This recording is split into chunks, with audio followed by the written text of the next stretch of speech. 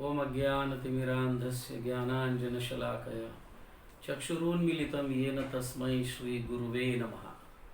नमो ओम विष्णुपादाय कृष्णप्रेष्ठाय भूतले श्रीमते भक्तिवेदांत स्वामिनिति नामिने। नमस्ते सारस्वती देवे गौरवाणी प्रचारिणे निर्विशेष शून्यवादी पाश्चात देशतारिणे।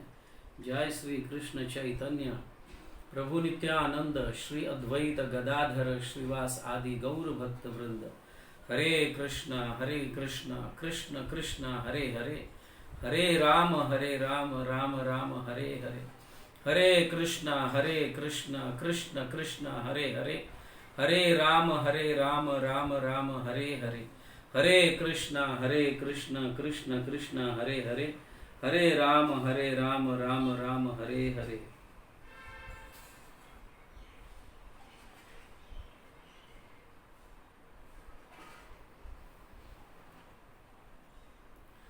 हरे कृष्णा। सभी भक्त वृंद का गौर भक्त वृंद दर्शन में स्वागत है। और आज हम श्री बलदेव विद्याभूषण, इनके पास टाइम्स, इनके लीला और उनके शिक्षाओं को ग्रहण करने जा रहे हैं या चर्चा करने जा रहे हैं उनके ऊपर। श्री बलदेव विद्याभूषण ये 17वें शतक में आविर्भाव हुआ था, उनका जन्म हुआ था। बट ऐसा पर्टिकुलर डेट और जन्म स्थान कहीं पे भी उल्लेख नहीं है। बट श्री बलदेव विद्याभूषण ने जो रूप गोस्वामी का स्तवमाला जो ग्रंथ है, इनके ऊपर जब कमेंट्री लिखते हैं तो उन कमेंट्री के माध्यम से पता चलता है कि उनका जन्म रेमुणा के आसपास कोई गांव में होना चाहिए, ऐसा उससे पता चलता है। रेमुणा हम जानते हैं, रेमुणा गोपीनाथ, खीर चोर गोपीनाथ मंदिर, जब हम जगन्नाथपुरी जाते हैं और रेमुणा होके फिर हम मायापुर जाते हैं हर समय, तो रेमुणा के आसपास के नज़दीक गांव में ही उनका जन्म होना चाहिए, जो बालेश्वर डिस्ट्रिक्ट ओडिशा में जो आता है। तो आगे चलकर हो सकता है कि कुछ भक्तगण या कोई हिस्टोरियंस ये ढूंढ निकाले कि उनका सही जन्म कहाँ पे हुआ है, कौन से स्थान में उनका जन्म हुआ है, कौन सी तिथि है, कौन सी तारीख है आगे चलकर। क्योंकि इतने बड़े श्री बलदेव विद्याभूषण, इतने बड़े आचार्य होते हुए भी वो कितने नम्र, ऐसा लगता है कि वो इतने नम्र है कि उनका जन्म तिथि भी किसी को पता नहीं है और ना जन्म स्थान भी। इस पर से पता चलता है कि कितने विनम्र भाव के हैं श्री बलदेव विद्याभूषण।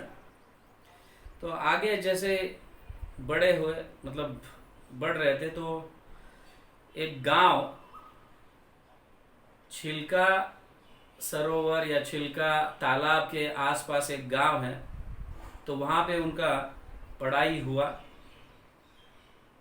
व्याकरण पढ़े, फिर काव्य के ऊपर भी उन्होंने बहुत प्रभुत्व प्राप्त किया था, न्याय शास्त्र, लॉजिक, और ये सभी में वो पटु रहे, बहुत सुंदर रूप से अग्रगण्य प्रचार करते थे। तो इस तरह से आगे वो वेदांत पर डिटेल अभ्यास करने के लिए या डिटेल स्टडी करने के लिए अन्य जो आचार्य वेदांत सूत्र पर जो कमेंट्रीज लिखे हैं उनका अभ्यास करने के लिए वो मैसूर जाते हैं, समझ गए ना, साउथ यात्रा पर जाते हैं और बहुत ग्रेट डीप स्टडी कर लेते हैं उनको। फिर ये वेदांत सूत्रों पर जो मध्वास का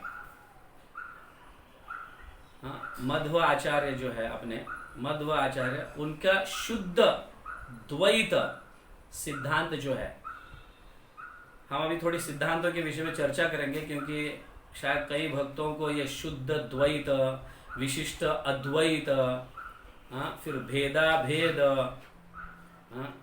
और शुद्ध अद्वैत, ये क्या है, थोड़ा कंफ्यूजन रहता है बहुत सारे लोगों को, तो हम उसके ऊपर चर्चा करेंगे। तो जब वो वेदांत सूत्र पढ़कर, खास करके मध्वाचार्य के शुद्ध द्वैत्व, जिसको हम तत्ववादी भी कह सकते हैं, इसे इतना इम्प्रेस हो गए, तो उन्होंने फिर मध्वाचार्य सांप्रदाय में या तत्ववादी में उन्होंने दीक्षा लिया, शिष्य बने उनके। तो आगे चलकर फिर वो प्रचार करने लगे। प्रचार करते करते कई लोगों को उन्होंने डिबेट किया, डिफीट किया और तत्व सिद्धांतों को स्थापित किया। फिर कन्नौज यूपी के जो राधा दामोदर गोस्वामी जो है, उनके पास पहुंचे और राधा दामोदर गोस्वामी के गौड़िया सांप्रदाय तत्वों को उन्होंने अपनाया। आप सोचिए कि राधा दामोदर गोस्वामी कितने मतलब प्रभावशाली होंगे सिद्धांतों को स्थापित करने के लिए। ये बलदेव विद्याभूषण वहां पे आकर जो तत्ववादी है, वहां पे आकर गौड़िया फिलॉसफी को अपनाए। जब उन्होंने राधा दामोदर गोस्वामी के साथ चर्चा किए, चर्चा करने के बाद वो गौड़िया फिलॉसफी पर मतलब इतने इम्प्रेस्ड हुए, कन्विंस्ड हुए, तो फिर उन्होंने राधा दामोदर गोस्वामी से दीक्षा ली। उन्होंने राधा दामोदर गोस्वामी से दीक्षा ली और दीक्षा लेने के बाद फिर अभी तो वो गौड़िया संप्रदाय के बन गए, है ना। दीक्षा लेने के बाद फिर जीव गोस्वामी के षट संदर्भ जो है उनके ऊपर मतलब षट संदर्भ को अंडर राधा दामोदर गोस्वामी उन्होंने सीखा, स्टडी किया, उसको सिद्धांतों को स्टडी किया। अभी हम थोड़ा ये सिद्धांतों को जानते हैं कि मध्व आचार्य के सिद्धांत जो है, जिसको हम शुद्ध द्वैत कहते हैं। अभी द्वैत मतलब दो और अद्वैत मतलब एक। द्वैत मतलब दो और अद्वैत मतलब एक। अभी यहां शुद्ध द्वैत मतलब दो अलग अलग, मतलब जीवात्मा और परमात्मा या भगवान दोनों अलग है। हालांकि जीवात्मा भगवान का अंश है, लेकिन अनादिकाल से वो सेपरेट हुए हैं और वापस कभी एक नहीं होंगे। इसे तत्ववादी कहा जाता है, समझ गए। तत्ववादी जीव कभी भगवान नहीं बन सकता। ऐसे मध्व संप्रदाय में पंचभेद सिद्धांत भी है। पंचभेद सिद्धांत, पंचभेद सिद्धांत क्या है?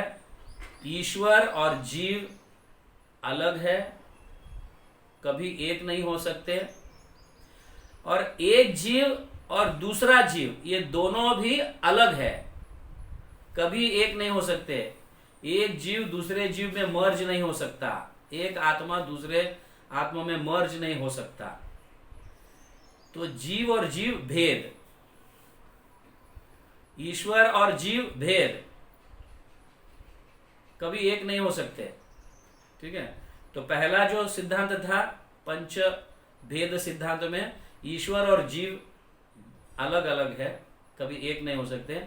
और दूसरा सिद्धांत जो है वो है जीव, एक जीव और दूसरा जीव भी कभी एक नहीं हो सकते।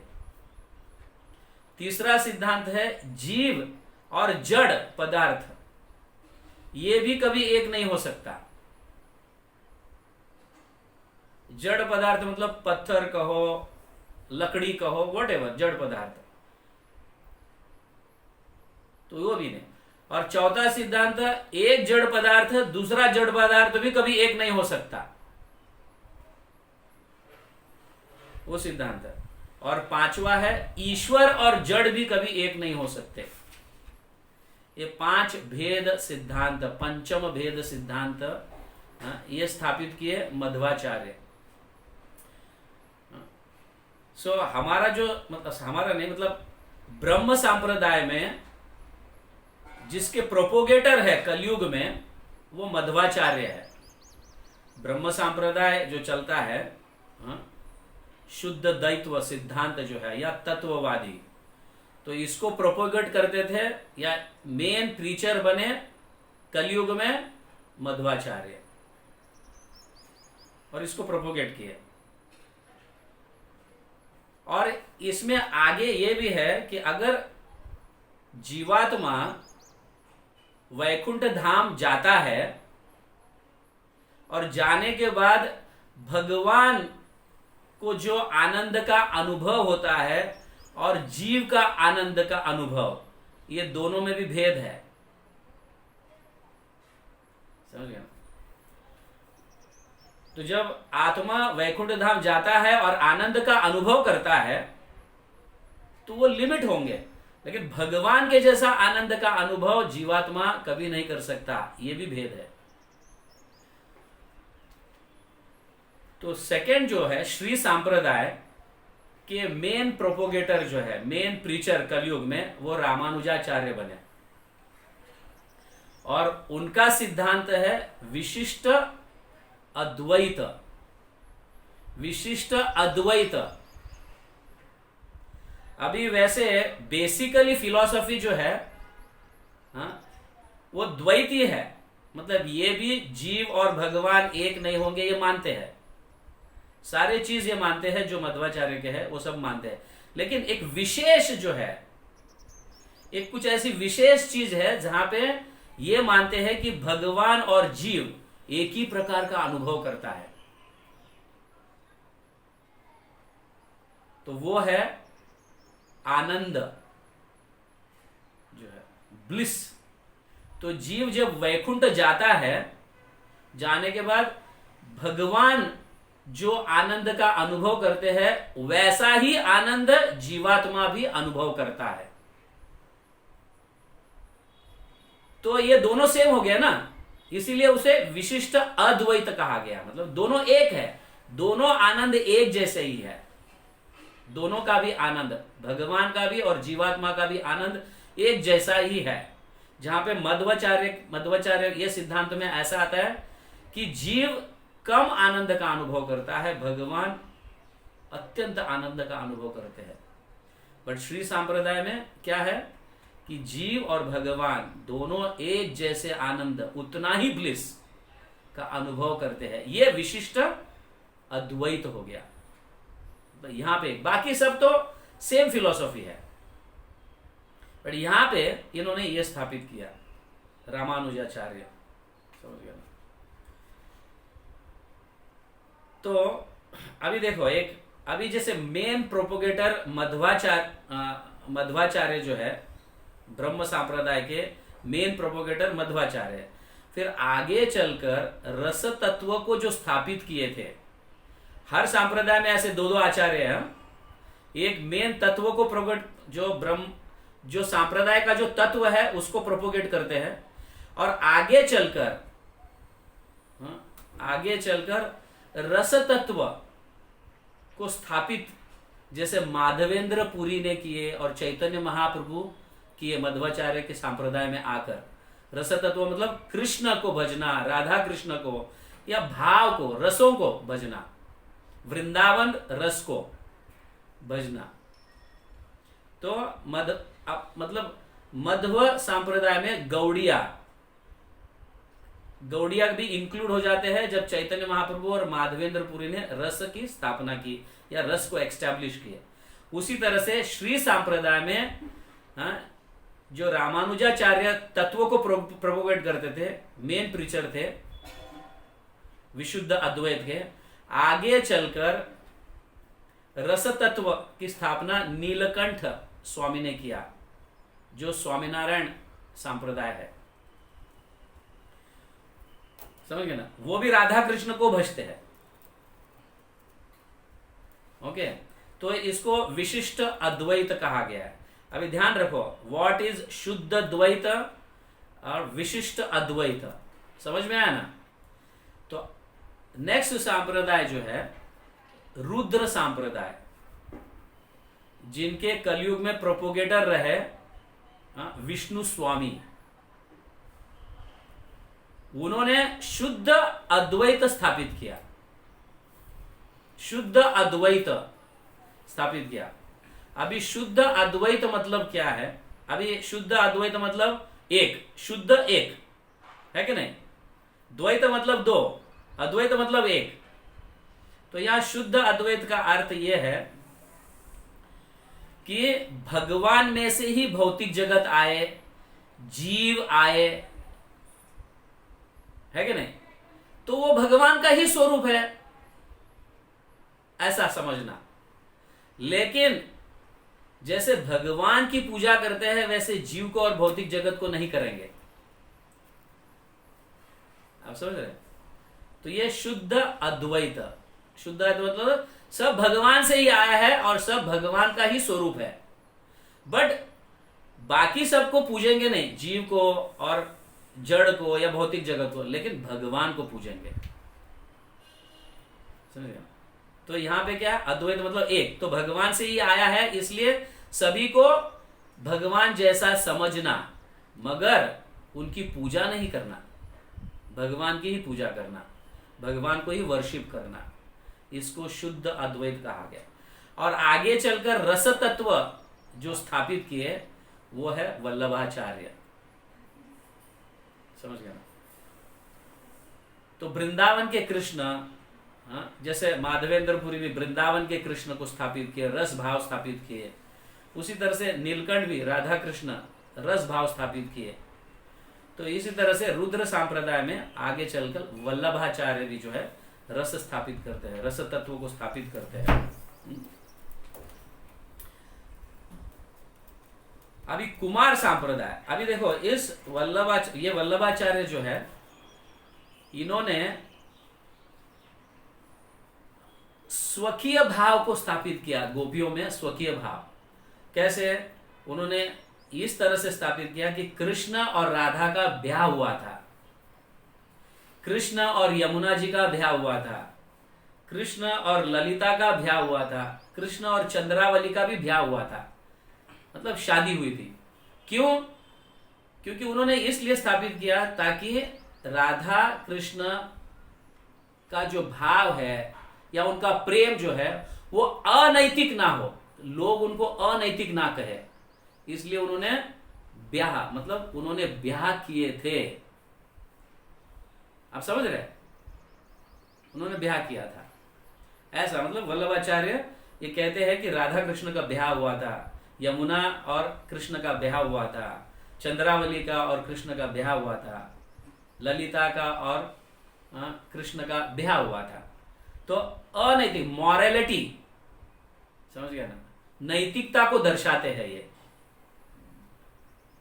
अगर ऐसा उस समय अगर ऐसा होता तो लोग जो है ना, ऐसे कैसे कृष्ण अन्य जिन जो विवाहित स्त्रियां हैं उनके साथ प्रेम कर रहे हैं, ऐसे उस समय में ऐसे कहते हैं, इसलिए उन्होंने ये स्थापित किया। तो फिर बाद में कुमार सांप्रदाय जो है, चौथा सांप्रदाय जो है कुमार संप्रदाय, उनके कलयुग में, उन सांप्रदाय में कलयुग में निम्बार्क आचार्य आ जाते हैं। उनके सांप्रदाय में निम्बार्क आचार्य कलयुग में मेन प्रोपोगेटर है, और उनका सिद्धांत है द्वैत अद्वैत तत्व, द्वैत अद्वैत तत्व या भेदाभेद तत्व। भेद है भी और नहीं भी, द्वैत भी है और अद्वैत भी है, मतलब दो भी है, जीव और भगवान एक नहीं है और एक है भी, जीव और भगवान अलग भी है और एक है, ऐसा। तो वो सिद्धांत कैसे है? तो ईश्वर तो इंडिपेंडेंट है, भगवान इंडिपेंडेंट है, लेकिन चित्त मतलब जीव और जड़ जो है वो डिपेंडेंट है कि नहीं? भगवान इंडिपेंडेंट है और जीव और जड़ भगवान पर डिपेंडेंट है। तो एक इंडिपेंडेंट और एक डिपेंडेंट, तो ये भेद है, समझ गया? भगवान इंडिपेंडेंट स्वतंत्र और जीव और जड़ परतंत्र, मतलब डिपेंडेंट है। यह है भेद। और अभेद, अभेद क्या है? जीव और जड़ पदार्थ इतना डिपेंडेंट है भगवान पर कि उनके बगैर चल ही नहीं सकता। समझ गया? इतना डिपेंडेंट है भगवान पर कि उनके बगैर चल नहीं सकता, जैसे वो एक ही है ऐसा। उदाहरण के लिए जैसे शरीर है, आपको शरीर का ये अंग जो है इसको हाथ कहते हैं, तो अन्य शरीर के पार्ट से यह हाथ तो अलग ही है ना, वैसा देखा जाए तो। इसको मुंह कहते हैं, इसको फेस कहते हैं, और इसको हाथ कहते हैं, इसको पैर कहते हैं। तो अलग है ना, शरीर का अंग है, बट हाथ अलग है, अन्य शरीर के अंगों से अलग है। बट आत्मा के, जीवात्मा के इच्छा के बिना यह हाथ हिलता भी नहीं। अब समझ रहे? इसीलिए शरीर पूर्ण ऐसा। तो यह हाथ अलग होते हुए भी एक है, क्योंकि जीवात्मा की इच्छा के बिना हाथ नहीं हिलता, इसलिए एक। तो इसको कहा गया भेद आभेद तत्व। आप समझ रहे हैं? समझ में आ रहा है ना? क्लियर हो रहा है ना? कंफ्यूज नहीं है? यस। अभी आगे चलकर इनके संप्रदाय में केशव काश्मीरी, जिसको चैतन्य महाप्रभु डिफीट किए, और बाद में वो चैतन्य महाप्रभु से ज्ञान प्राप्त किए, और इस कुमार संप्रदाय में उन्होंने भी रस तत्व की स्थापना की। समझे? केशव काश्मीरी। हालांकि केशव काश्मीरी चैतन्य महाप्रभु के शिष्य बने, बट कुमार संप्रदाय को उन्होंने स्थापित कर रस तत्व को स्थापित कर आगे बढ़ाया। अब समझ गए? तो अभी देखिए, ब्रह्म संप्रदाय के डीटी है कौन से? उडुपी कृष्ण। ब्रह्म संप्रदाय के जो मध्वाचार्य जो उडुपी डीटी को पूछते थे, कृष्ण, उडुपी कृष्ण हम कहते हैं ना, सुना है कि नहीं? उडुपी कृष्ण, यस।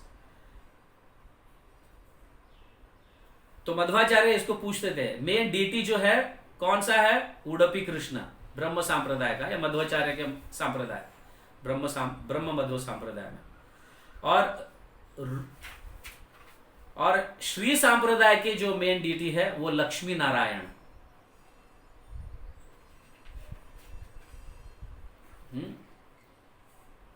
और रुद्र संप्रदाय के मेन डीटी है वो है नरसिंह भगवान, उनके मेन डीटी।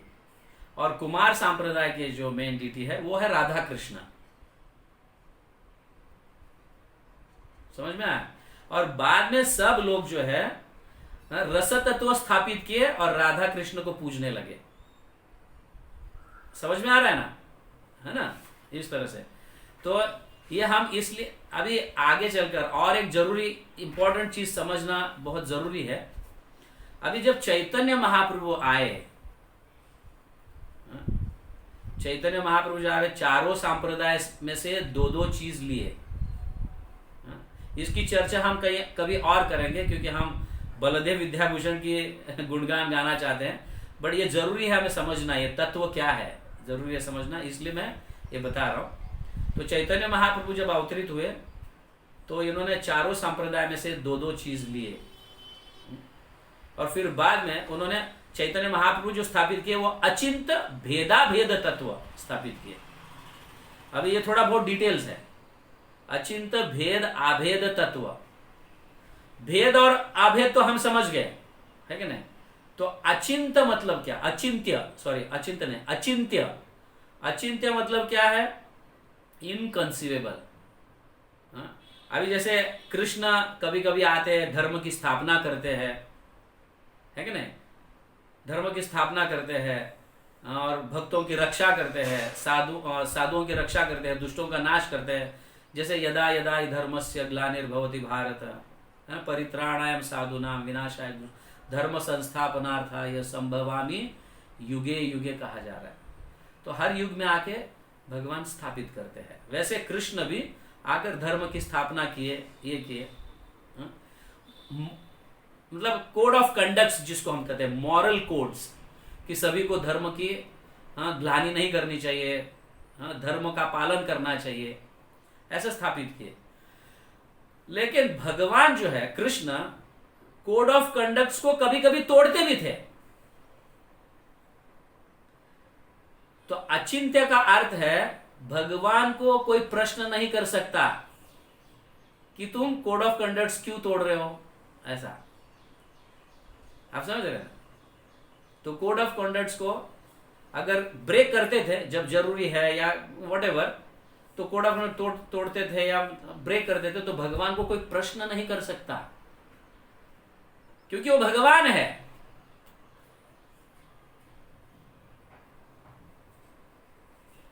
तो जैसे उदाहरण के लिए, तो गोपियों का जो कृष्ण के साथ प्रेम का संबंध था, अभी देखा जाए तो कुछ लोग ऐसे कह सकते हैं ना कि गोपियों के साथ भगवान प्रेम कैसे किए? तो गोपियां तो अन्य लोगों के साथ विवाहित थी और उनको लेकर प्रेम का संबंध, मतलब लवेबल रिलेशंस उनके चले, तो ये अनैतिक जैसा दिखता है ना दिखने में साधारण व्यक्ति को। लेकिन भगवान को कोई प्रश्न नहीं कर सकता कि तो आपने गोपियों के साथ कैसे प्रेम किया।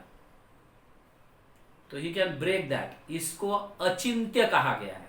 अचिंत्य मतलब भगवान को कोई प्रश्न नहीं कर सकता, क्योंकि वो स्व इच्छा है, उनकी इच्छा है, वो भगवान है। तो हमारे जीव गोस्वामी ऐसे बताते हैं, जैसे फॉर एग्जाम्पल, उदाहरण के लिए, व्हाट इज अचिंत्य मतलब जीव गोस्वामी डिफाइन करते हैं उदाहरण देकर। जैसे कृष्ण यशोदा पर निर्भर है पूरी तरह से, आंगन के बाहर जा नहीं सकते, घर को लांग नहीं सकते कृष्ण, भगवान होते हुए भी। तो अन्य लोगों की दृष्टि से देखा जाए तो ये ऐसा, भगवान कैसे क्या निर्भर रह सकते यशोदा पर, भगवान कैसे क्या बाहर नहीं जा सकते? तो पूर्ण रूप से सचमुच भगवान यशोदा पर निर्भर रहते थे, ये उनकी इच्छा है। ऐसा कोई प्रश्न नहीं उठा सकता कि भगवान कैसे जीवों पर या मतलब ऐसे भक्तों पर निर्भर रह सकते हैं, ऐसे प्रश्न नहीं उठा सकते, क्योंकि भगवान की इच्छा है, वो रस तत्व है। भगवान ऐसे रस का आस्वादन करना चाहते हैं, इसलिए इन्हें अचिंत्य कहा गया, इनकंसीवेबल, समझ के बाहर। तो वो है अचिंत्य, भेद आभेद तत्व, समझ गया? तो इस तरह से ये है। तो और एक अगर उदाहरण देखा जाए, हायर लेवल पर अगर देखा जाए, तो भगवान को मतलब अपने आप को पूजने के लिए भक्त का रूप धारण क्यों करेंगे? ये किसी के समझ के बाहर है ना। कभी कभी देखा जाए तो भाई भगवान अपने आप को पूजने के लिए भक्त का रूप धारण किए हैं, ये थोड़े कल्पना के बाहर हो जाता है, समझिए। लेकिन भगवान चाहते हैं भक्त का रूप धारण कर भगवान से प्रेम करना, मतलब अपने आप से प्रेम करना। या कभी कभी हमें ऐसा सुनने में आता है कि भगवान जब आईने में देखे, अरे मैं इतना सुंदर हूं, तो क्या भगवान को ज्ञान नहीं है क्या वो मतलब सुंदर है? कभी कभी ऐसा प्रश्न उठता, भगवान सोचने लगे मैं इतना सुंदर हूं। जब ऐसा भगवान सोचते हैं या इसको सुनकर कुछ लोग ऐसा सुना, क्या भगवान को पता नहीं है वो कितना सुंदर है? ऐसा प्रश्न उठता है, आप समझ? तो इसे अचिंत भेदाभेद, प्रश्न नहीं उठा सकते क्योंकि भगवान की इच्छा है, समझ गया? इसे अचिंत भेदाभेद कहा गया है। आप समझ रहे सारे तत्वों को? हाँ, व्हाट इज शुद्ध द्वैत एंड व्हाट इज विशिष्ट अद्वैत एंड व्हाट इज शुद्ध अद्वैत, फिर द्वैत अद्वैत, और फिर अचिंत भेदाभेद। ये हमारे लिए जानना बहुत जरूरी है। तो इस तरह से जब बलदेव विद्याभूषण तत्ववादी, समझ, मध्वाचार्य के तत्ववादी शुद्ध द्वैत तत्व को स्थापित करते करते, सभी को डिफीट करते करते, जब राधा दामोदर गोस्वामी को मिले और राधा दामोदर गोस्वामी के साथ जब चर्चा हो रही थी, तो बलदेव विद्याभूषण पूर्ण रूप से कन्विंस्ड हो गए, समझे, कन्विंस्ड हो गए और गौड़ीय फिलॉसफी को अपनाने लगे। बट इसका अर्थ ये नहीं कि मध्वाचार्य के तत्व फिलॉसफी को उन्होंने छोड़ दिया, नहीं, वो और दोनों कॉम्बिनेशन है। अभी देखिए, अभी बलदेव विद्याभूषण की शक्ति या उनके विद्या का जो क्या बोलते हैं, पराकाष्ठा जिसको हम कहते हैं, विद्या का पराकाष्ठा कैसी है। एक बार ऐसा, मतलब हम जब सब जानते हैं जयपुर में सारे मुगलों के कारण सारे डीटीज जयपुर में आए, है कि नहीं? गोविंद जी भी आए, दामोदर भी आए, हाँ, सब लोग शिफ्ट किए गए थे उनके डर के कारण। तो जयसिंह राजा उनको प्रोटेक्ट किए। जयसिंह राजा वन, ऐसे दो जयसिंह राजा है। जयसिंह राजा एक, जो पहले जयसिंह राजा, उन्होंने प्रोटेक्ट किया औरंगजेब के समय का, जो है ना, उस समय जब सारे मंदिर तोड़ रहे थे, ये तोड़ रहे थे, तो यहाँ पे डीटीज को शिफ्ट किया गया और जयसिंह राजा ने प्रोटेक्ट किया उनको। फिर आगे चलकर उनके पुत्र के पुत्र के पुत्र आगे चलकर जो है सवई जयसिंह राजा दो, उन्हीं के वंशज में उनका नाम भी जयसिंह दिया जाता है, लेकिन दो, मतलब दूसरे है इसलिए। तो जयसिंह टू जिसको हम कहते हैं, राजा जयसिंह टू। तो राजा जयसिंह टू गोविंद को प्रोटेक्शन दे रहे थे, मतलब उनकी, मतलब उस सांप्रदाय में है ऐसा नहीं कह सकते, लेकिन उन्हीं के परंपरा में वो गोविंद जी को प्रोटेक्ट कर रहे थे। बट रामानुजाचार्य के सांप्रदाय में जो आगे चलकर रामानंद आचार्य आते हैं, तो वो उनके प्रचारक को रामानंदी कहा गया है। तो ये रामानंदी यूपी में प्रचार करते थे और करते करते राजस्थान आते हैं, और राजस्थान यहाँ पे जयपुर में आकर जयसिंह को मिलते हैं। और ये रामानंदी जो है, हाँ, सीताराम को भजने वाले हैं। ये रामानंदी थोड़ा ऑफशूट है, रामानुजाचार्य से थोड़ा ऑफशूट होकर फिर वो लक्ष्मी नारायण को छोड़कर फिर सीताराम को भजने लगे। ऐसे होता है, कुछ कुछ थोड़े सांप्रदाय ऐसे थोड़े उसके फांदिया, उसके जो ये डालियां अलग निकलती है वैसे। तो ये रामानंदी जो है प्रचार करते करते जयपुर आए, जयसिंह, दूसरे जयसिंह के पास आए, और उन्होंने ये कहा कि क्योंकि उस समय सारे गोविंद और दामोदर वगैरह सारे डीटीज जो है, तो गौड़ियाज उसकी पूजा करते थे, समझ गए ना? गौड़िया जो भक्त है उस समय के, तो यहाँ पे डीटीज लाकर यहाँ पे उनकी पूजा गौड़िया करते थे। पर जब रामानंदी आए तो उन्होंने जयसिंह राजा से ये चर्चा किए कि भाई ये गौड़िया जो सांप्रदाय जो है कृष्ण को भजती है, हाँ, ये कौन से सांप्रदाय में से है? जब कहा जाता है कि मध्व सांप्रदाय में से, तो वेयर इज द प्रूफ? ऐसा कोई रिटर्न प्रूफ है क्या? या गौड़िया ने कुछ ऐसा वेदांत सूत्र पर कुछ कमेंट्रीज लिखे हैं क्या, जिसके कारण वो मध्वाचार्य के परंपरा में आते हैं? ऐसा कुछ कमेंट्रीज है क्या? तो ये जयसिंह राजा 2 जो है थोड़े मतलब कंफ्यूज हो जाते हैं। हाँ, कमेंट्री तो नहीं है, ऐसा प्रूफ तो नहीं है। तो फिर होता क्या है, फिर ये रामानंदी भी सीताराम की स्थापना करते हैं और सीताराम की प्रचार बढ़ने लगता है। हालांकि जयसिंह के हृदय में जो है कृष्ण के लिए बहुत प्रेम रहता है, इसीलिए वो क्या करते हैं, एक पत्र लिखते हैं श्रील विश्वनाथ चक्रवर्ती ठाकुर को। श्रील विश्वनाथ चक्रवर्ती ठाकुर को वृंदावन में पत्र लिखते हैं कि आप आ जाओ यहाँ पे और इस जो मतलब ये वाद विवाद चल रहा है उसको शांत कीजिए। तो श्रील विश्वनाथ चक्रवर्ती ठाकुर जो है उस समय वृद्ध रहते हैं, 79 ईयर्स ओल्ड के रहते हैं उस समय, मतलब करीबन 80 साल की उम्र रहती है और वो जा नहीं सकते थे बाहर, इसीलिए बलदेव विद्याभूषण को भेजते हैं। तो अभी बलदेव विद्याभूषण जब राधा दामोदर गोस्वामी से उन्होंने उनसे दीक्षा ली और प्रचार कर रहे थे, फिर राधा दामोदर गोस्वामी हायर शिक्षा के लिए रस तत्व और भी आगे बढ़ने के लिए, भक्ति में आगे बढ़ने के लिए उन्होंने विश्वनाथ चक्रवर्ती ठाकुर के अंडर में रहने के लिए बलदेव विद्याभूषण को कहते हैं, उनके अंडर में रहकर आगे शिक्षा ग्रहण करो रस तत्वों पर। तो बलदेव विद्याभूषण जो है श्रील विश्वनाथ चक्रवर्ती ठाकुर के अंडर में रहकर श्रीमद् भागवतम सीखते हैं। समझ गए?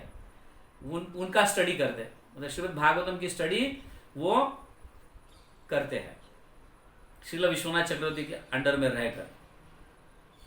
तो श्रील विश्वनाथ चक्रवर्ती ठाकुर वैसे उनके शिक्षा गुरु बन गए फिर, है कि ना। दीक्षा गुरु तो राधा दामोदर गोस्वामी और उनके शिक्षा गुरु है श्रील विश्वनाथ चक्रवर्ती ठाकुर।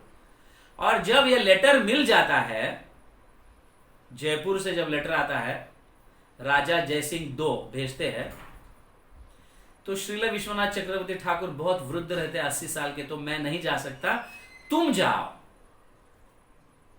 तुम जाकर क्या है उस सिद्धांतों को, अपना सिद्धांत वहां पे स्थापित करो।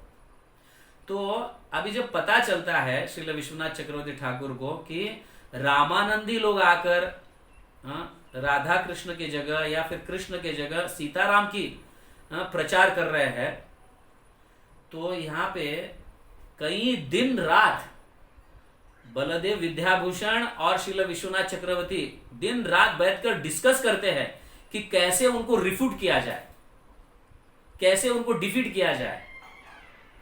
कई प्रकार के प्रश्न वो करते रहते हैं और उसको रिफ्यूट करने के लिए फिर बलदेव विद्याभूषण उसको उत्तर देते हैं, और बलदेव विद्याभूषण भी कुछ प्रकार के प्रश्न वहां जाने के बाद कैसे कैसे प्रकार के प्रश्न उठेंगे, इसलिए वो तैयारी करते हैं, दोनों बैठकर एक दूसरों को प्रश्न उत्तर करते करते तैयारी करते हैं। तो फिर बलदेव विद्याभूषण जो है जयपुर में जाकर गोविंद के चरणों में प्रार्थना करते हैं, रूप गोस्वामी के जो गोविंद है उनके चरणों में प्रार्थना करते हैं, और फिर बाद में रामानंदी के साथ बैठकर डिस्कस करते हैं। समझ गए? रामानंदी लोगों के साथ बैठकर, इन भक्तों के साथ बैठकर डिस्कशन शुरू हो जाता है, और डिस्कशन जो शुरू होता है धीरे धीरे रामानंदी जो है वो कन्विंस होने लगते हैं। समझ गए ना? कैसे मध्वाचार्य परंपरा में ये गौड़ियाज आते हैं, ये कन्विंस हो जाते हैं, बट फिर भी वो कहते हैं कि कुछ रिटर्न प्रूफ है क्या, कुछ भाष्य लिखा हुआ है क्या, कुछ कमेंट्रीज लिखे हुए हैं क्या। समझ गए? तो तब जो है बलदेव विद्याभूषण जो है, जो उनकी चर्चा जो हुई थी, रफ चर्चा जो हुई थी, और इम्प्रेस्ड हुए थे रामानंदी, तो कुछ ही समय में बलदेव विद्याभूषण जो है ब्रह्मसूत्र कारिका भाष्य लिखते हैं, ब्रह्मसूत्र कारिका लिखते हैं, लिखकर स्थापित करते हैं, मतलब कमेंट्रीज को प्रेजेंट करते हैं। उसको देखकर और भी ज्यादा इंप्रेस होते हैं, क्योंकि इतने कम दिनों में इन्होंने ये कमेंट्रीज लिखा, इंप्रेस हो जाते हैं एकदम। इंप्रेस होकर फिर उनसे दीक्षा लेने का अनुरोध करते हैं कि कृपा कर हमें गौड़ीय संप्रदाय में ही शिष्य बना लो। लेकिन बलदेव विद्याभूषण जो है वो कहते हैं कि तुम रामानुजाचार्य संप्रदाय में है और वो भी सही संप्रदाय है, वो कोई गलत नहीं है, आप उसी में रहो। ऐसे कर उनको ये करते हैं।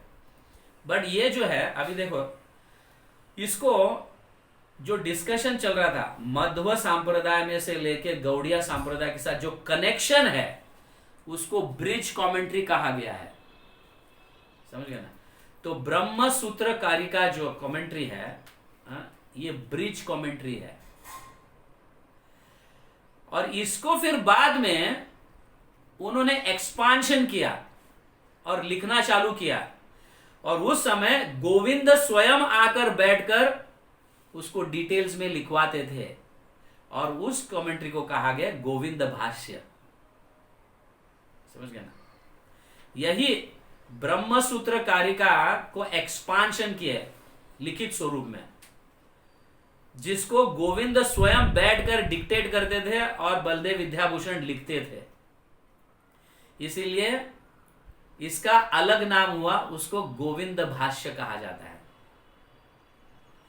और आगे चलकर ये गोविंद भाष्य को सब नहीं समझेंगे, कुछ कुछ जगह जो है नहीं समझेंगे, इसलिए इसी गोविंद भाष्य पर उन्होंने खुद अपने ग्रंथों पर ही कमेंट्री लिखते हैं वापस, समझ गया ना, उसी पर कमेंट्री लिखते हैं। तो इस तरह से वो इसको मतलब इस तरह से रामानंदी को डिफीट किए और गौड़िया को स्थापित किए उन्होंने। इसलिए बलदेव विद्याभूषण हमारे लिए बहुत ही इंपॉर्टेंट आचार्य है। और तब तक सिर्फ सभी हम गौड़ियास जो है सभी सिर्फ कृष्ण को बचते थे, गोविंद के नाम पे कहो या दामोदर नाम पे कहो, मन ही मन में सिर्फ राधा रानी को मन ही मन में पूजा करते थे। उस समय सिर्फ डीटीज अकेले ही थे, समझ गए, गोविंद कहो, दामोदर कहो या अन्य गोपीनाथ कहो, वटेवर, सिर्फ कृष्ण अकेले डीटीज थे। लेकिन बलदेव विद्याभूषण आकर राधा रानी की स्थापना किए, समझ गया। और तब से हम राधा कृष्ण को मतलब राधा गोविंद कहते हैं, राधा दामोदर कहते हैं, राधा गोपीनाथ कहते हैं। तो दोनों के विग्रह में थोड़ा भेद है। क्या है कि डीटीज जो है ब्लैक है कृष्ण के, क्योंकि बहुत पहले से आ रहे हैं, वज्रनाभ ने स्थापित किए हुए हैं इस डीटीज को। फिर बलदेव विद्याभूषण राधा रानी की स्थापना जो करते हैं पंच धातु में करते हैं, पंच धातु की राधा रानी की स्थापना हो जाती है। अभी देखो, हम कभी कभी कहते हैं ना कि कृष्ण श्याम है और राधा रानी गौर है है ना। इस तरह से भी इस भाव को प्रकट किया जा सकता है कि कृष्ण क्या है, ब्लैक डीटीज है और राधा रानी मेटल डीटीज है, गौर रूप में, समझ रहे। तो बलदेव विद्याभूषण के कारण हम राधा रानी को विग्रह के रूप में पूजने लगे, नहीं तो उस समय सिर्फ मन ही मन में पूजते थे, समझ रहे। तो ये बलदेव विद्याभूषण के कारण हमें ये प्राप्त हुआ इस तरह से। तो ये जो रामानंदी को डिफीट किए, तो उन्होंने कैसे, अगर मतलब सपोज अगर मतलब बलदेव विद्याभूषण को उन्होंने कहा रामानंदी, आप मध्वाचार्य के संप्रदाय में अगर है तो आप प्रूफ दिखाइए, कोई कमेंट्री लिखे है क्या, ऐसा। तो उस समय कुछ कमेंट्री नहीं था। हम नेचुरली व्यासदेव ने जो श्रीमद् भागवतम लिखे थे उसी को ब्रह्म सूत्र मानते थे, नेचुरल कमेंट्री को ही ब्रह्म, क्योंकि चैतन्य महाप्रभु जो है इन्होंने ये कहा कि हमारा जो नेचुरल ब्रह्म सूत्र पर नेचुरल कमेंट्री जो है वो श्रीमद् भागवतम है, अब समझे, श्रीमद् भागवतम है। लेकिन ये सिद्ध करना पॉसिबल नहीं हो रहा था, क्योंकि वो वर्बली कहे थे, और वो तो श्रीमद् भागवतम तो व्यासदेव ने लिखा था। तो आपके गौड़िया संप्रदाय का कुछ कमेंट्री बता दो, समझ गया। इसीलिए उन्होंने श्रीमद् भागवतम पर कमेंट्री नहीं लिखे, बट उन्होंने इस ब्रह्म सूत्र को गोविंद भाष्य के रूप में प्रस्तुत किया, इस तरह से डिफीट किया।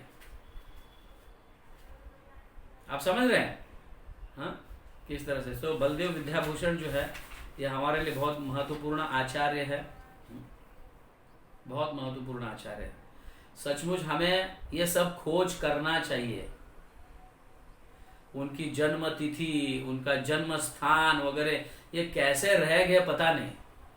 इतने बड़े आचार्य, और उनका देखो तो उन्होंने कितने सारे ग्रंथ लिखे हैं, करीबन 24 ग्रंथ उन्होंने लिखे हैं, 24 ग्रंथ उन्होंने लिखे हैं। उनका नाम भी यहाँ पे दिया हुआ है, सिद्धांत रत्नम, प्रमेय रत्नावली, सिद्धांत दर्पण, काव्य कौस्तुभ, व्याकरण कौमुदी, पाद कौस्तुभ, ईशोपनिषद पर भाष्य लिखे, विष्णु सहस्त्र नाम पर भी उन्होंने भाष्य लिखा, कमेंट्रीज लिखे, लघु भागवतामृत टिप्पणी लिखे उन्होंने, जीव तत्व संदर्भ पर उन्होंने टीका लिखा, जीव गोस्वामी के जो तत्व संदर्भ है उसके ऊपर भी उन्होंने टीका लिखा, स्तवमाला विभूषण भाष्य लिखे, रूप गोस्वामी के जो नाटक चंद्रिका था उनके ऊपर भी उन्होंने कमेंट्रीज भाष्य लिखे, चंद्रलोक पर टीका लिखे, फिर साहित्य कौमुदी, और श्रीमद् भागवतम पर भी उन्होंने कमेंट्रीज लिखा जिसका नाम है वैष्णव आनंदिनी। कितने सारे, बाप रे बाप। वेदांत शामंतक, गोपाल तापणी पर भी उन्होंने कमेंट्रीज लिखा, फिर छंद कौस्तुभ्य भाष्य लिखा, श्यामानंद अष्टक पर भाष्य लिखा। अभी ये तो हम जानते हैं ब्रह्म सूत्र कारिका, जो उन्होंने जो रफली प्रेजेंट किए थे, तो ब्रह्म सूत्र कारिका भाष्य, फिर बाद में गोविंद भाष्य, समझ गया ना, बाद में गोविंद भाष्य। गोविंद भाष्य गोविंद स्वयं डिक्टेट किए थे इसको, इसलिए उन्होंने अपना नाम नहीं दिया, समझ गया ना, तो उन्होंने गोविंद का नाम दिया कि गोविंद ने डिक्टेट किया था। तो ये पढ़ते समय भी, मैं कल भी कह रहा था कि पढ़ते समय मुझे प्रभुपाद भी कई बार कहते थे कि कृष्ण स्वयं डिक्टेट किए हैं और मैंने परपर्ट्स लिखे हैं, समझ गया। कुछ भक्तों को कुछ संशय था, प्रभुपाद के कुछ शिष्य थे जिनको संशय था, उन्होंने वो ऐसा कहते थे, प्रभुपाद आई मीन दैट परमात्मा has inspired you to write purports. तो प्रभुपाद ने क्लियर कहा, why you are saying like that, I am saying that Krishna has dictated and I was writing, why don't you have faith in that, ऐसे प्रभुपाद कहते थे, समझ गया। तो ये मेरे को स्मरण हो रहा था। तो उसी तरह से जैसे गोविंद बैठकर डिक्टेट करते थे बलदेव विद्याभूषण को, और गोविंद ने बलदेव विद्याभूषण लिखते थे, उसी तरह से प्रभुपाद को भी कृष्ण डिक्टेट किया और प्रभुपाद श्रीमद् भागवतम पर और इनके ऊपर परपर्ट्स लिखते थे। अद्भुत है ये, समझ गया ना, वेरी अद्भुत। और ऐसे कहा गया है कि बलदेव विद्याभूषण जो है रत्नावली गोपी है, रत्नावली गोपी बलदेव विद्याभूषण, ऐसे कहा जाता है। सो आज हम वाह 1 घंटे में खत्म हुआ, मुझे लगा कि ज्यादा समय लगेगा। Very nice.